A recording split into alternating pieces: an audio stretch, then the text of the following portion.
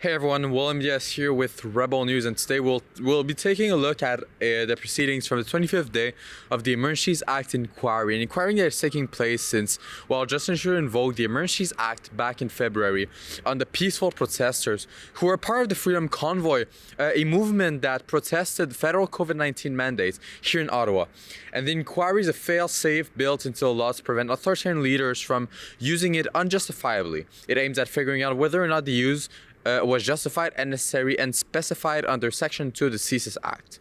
Now, the witnesses who appeared on November 16th were John Ossowski, Michael Keenan, and Christian Dea.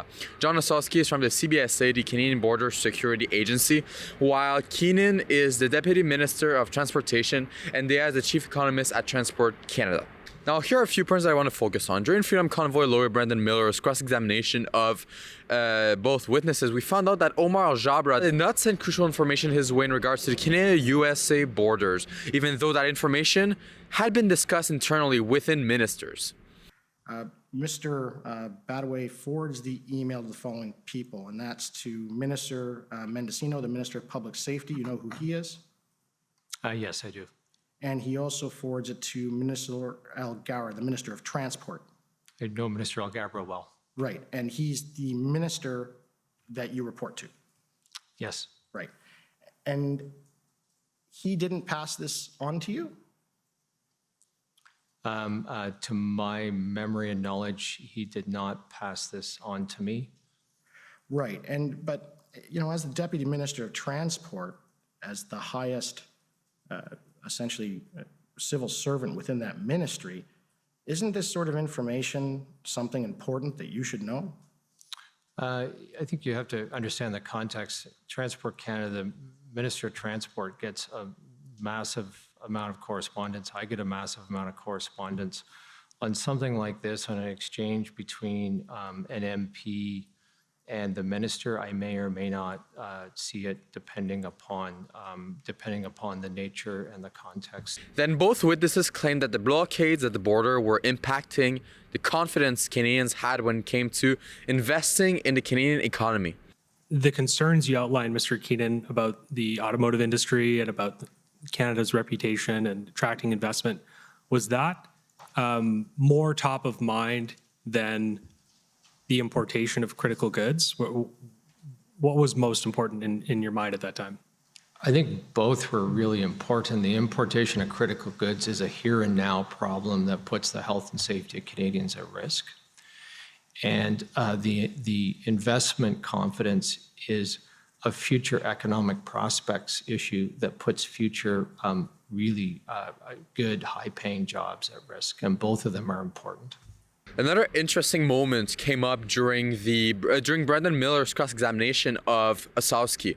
Miller, who is once again a lawyer with Freedom Corp, asked whether or not Ossowski had received information that there were threats coming from the United States directed towards Canada.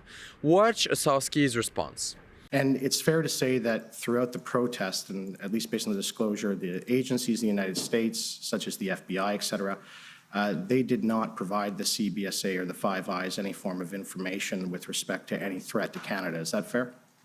I wouldn't be aware of that exactly. I think you'd probably better talk to those like Communications Security Establishment and or CSIS to find that out.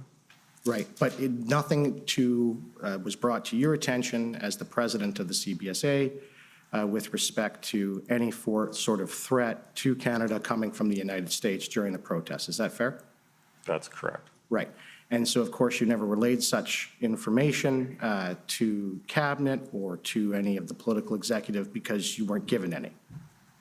I believe that to be true, yes. During the evening, we invited Freedom Convoy lawyer Eva Chippy to speak with us about her view of what went on at the Public Order Emergency Commission. Eva had some insightful thoughts. Take a look at what she had to say. And, you know, I don't want to leave it on a super negative note here. I do want to leave it on a positive note. And what I do hope that this actually brings to light for Canadians, that we just have to be way more involved in our government, in politics, so that we don't get blindsided like this again. Because now I think this inquiry is great, so that we could really see where the competency is, where the incompetency is as well.